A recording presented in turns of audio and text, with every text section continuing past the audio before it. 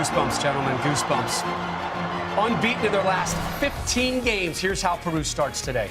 36 years later, and Pedro Gallese is going to be reliable on goalkeeping. He's a very good goalkeeper. He was on and off with Veracruz in Mexico, but now he's at the World Cup, the biggest stage. And also in Advíncula, on the right wing right there, Advíncula, we're going to see him go up and down right on the right part of the field. And Jefferson Fafana is going to have everything on him because Paulo Guerrero is not starting this. How about Yoshi Yotun getting the start from Orlando City when he gets back to MLS? He's going to have a new head coach, Jason Christ, surprisingly fired yesterday. Things are flying in the soccer world, Lex. Let's fly in the Denmark 11. Yeah, we look at Denmark here. In goal, Kasper Schmeichel doing a really good job of getting out of the shadow of his father, Manchester United and Denmark legend Peter, and what he's done at Leicester, and certainly now opportunity for his first major tournament internationally. Number 10, Christian Eriksen in there, 11 goals in World Cup qualifying, 78 caps, and 22 goals for his country. And keep an eye out there on that right-hand side there for Josef Poulsen, the RB Leipzig player. 28 appearances, 4 goals, and scored just a week ago against Mexico in a warm-up game. Christian Eriksen's national team coach rates him higher, guys, than the men who play in the center of the midfield for Barcelona and Real Madrid. That is heady praise. And you're going to understand why when we return, an exclusive conversation with that young man who plays his club ball in England for Tottenham, Christian Eriksen, profiled next. We're about 34 minutes away from kick between Peru and Denmark.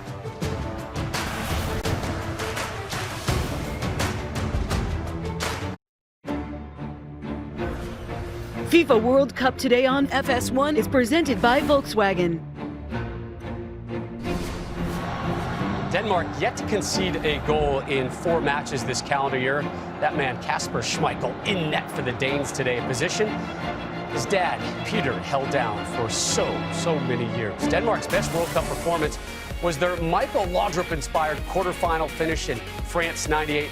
They also earned some rave reviews for their play in Mexico '86. This summer, though, they're going to look to scale those same heights by relying on a midfielder who rose to the occasion and then some in World Cup qualifying. 1986 FIFA World Cup in Mexico, Denmark lit up the tournament. With a fearless, ultra-attacking mentality, they were known as Danish Dynamite. Those dazzling flair players have a spiritual successor 3 decades on, a creative driving force in keeping with Denmark's tradition. I wish I knew the formula, because then I could sell it to many people. The games I have played in have increased my confidence, both as a player and as a person. Eriksen scored 11 goals in 12 qualifying matches, more than all his teammates combined. The country's youngest ever World Cup star in 2010 has matured into the man whose stunning hat-trick against the Republic of Ireland in the playoffs secured this appearance at the finals. With one of the tournament favourites, France, providing their final opponents in Group C, Denmark have to hit the ground running. As they try to reach the knockout stages for the first time since 2002, it seems essential they make the most of the matches against Australia and first Peru. Since Norwegian Åge Hareide took charge in 2016, he's made the Danes defensively solid and designed a system that allows the team's talented playmaker to shine. I have a much freer role than the rest of my teammates, but I still have to work hard in defence and work hard to help the team. When we have the ball, they need to be able to find me quickly. I'll do my job. If I get the ball at the right time, I will create an opportunity. Our thanks to FIFA Films. Christian Eriksen's 11 goals in qualifying placed him in some pretty elite company. Robert Lewandowski, Ronaldo, the only European players who found the back of the net more often, and the 26-year-old coming off that awfully impressive campaign with Tottenham. But he's going to always be spoken in reference to Tottenham. But the big thing, Hernan, is that he plays one position for one outfit and another for the other. No, he used to play behind the forward in Tottenham when Harry Kane. It's the same position that I hope today play, but sometimes play as a playmaker. Then it's a different situation for him. Two different roles, for sure. Yes. Yeah, and you have to be able to adjust. And he's not the only player that we're going to see at this World Cup that has to adjust from what they do and what we see and the success oftentimes that we see with club and then international play. Whether it's because you're just that much more important or it's because just in order to get all the talent on the field, you have to do that. In the back, I always look at Simon Kjaer, the captain, the Sevilla defender. I think he is just phenomenal in the way that he plays. A class player, reads the game well, and is a great leader.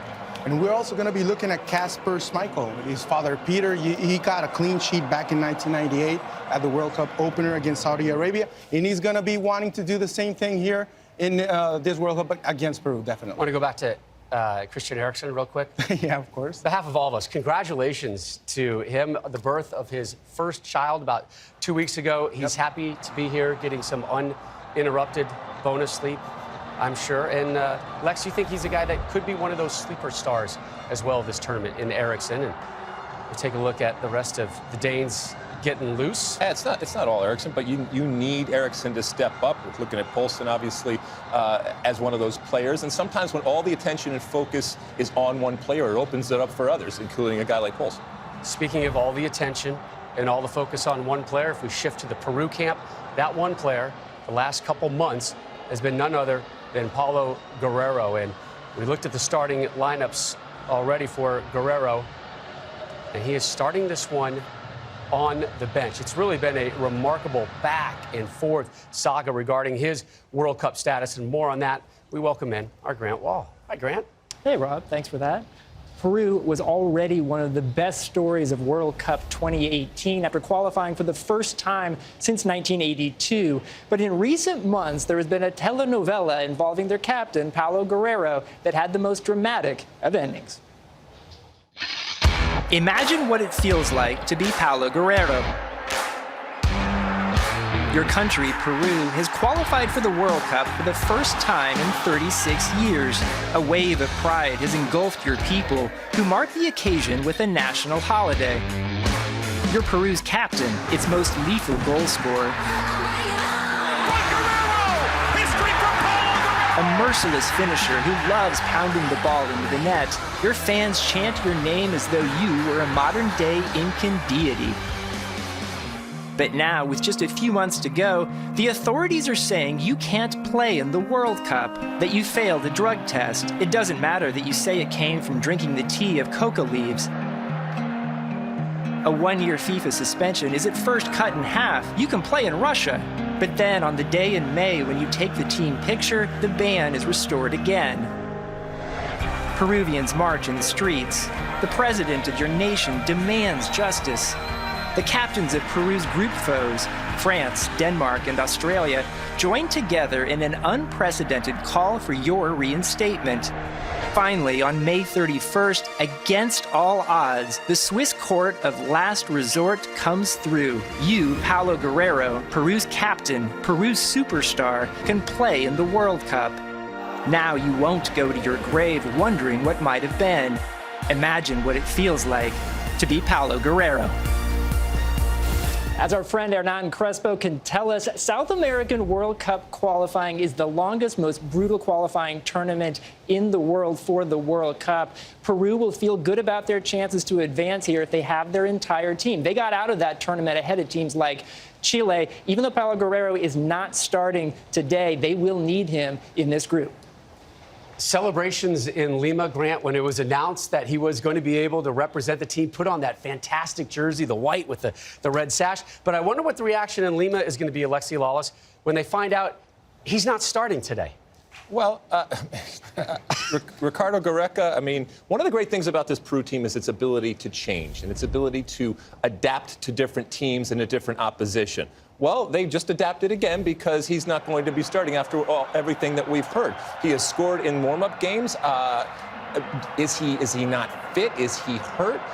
Do they want him just as a super sub to come in with an ejection? And if that's so, boy, that's a pretty good substitute to put in. But I would love to see him starting, and it is a little strange to not have him on the field starting in this game after all they've been through to get this guy, this captain, this talisman, or any word you want to use, this leader, to be there with him.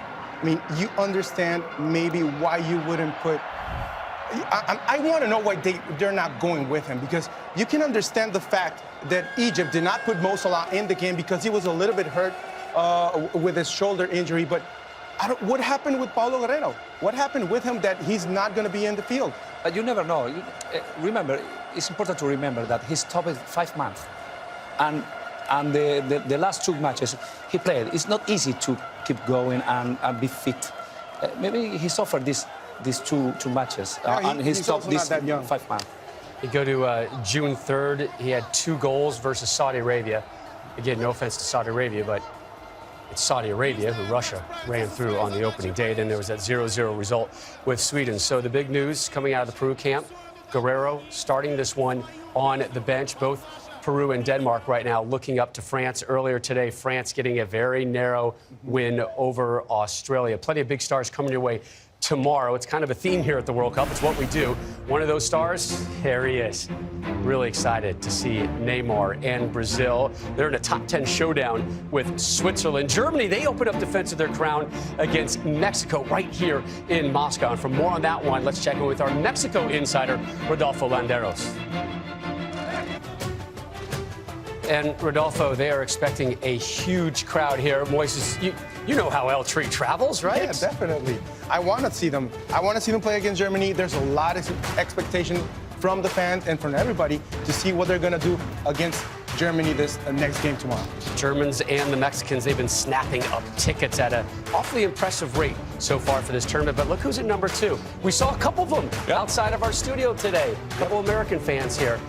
They looked fairly sad and lonely. They know a party when they see it. They're going to have their big one on 20. You know who knows a party? Peru knows a party. Coming up next, we're going to give you an indication of just how much they've taken over the streets here in Moscow.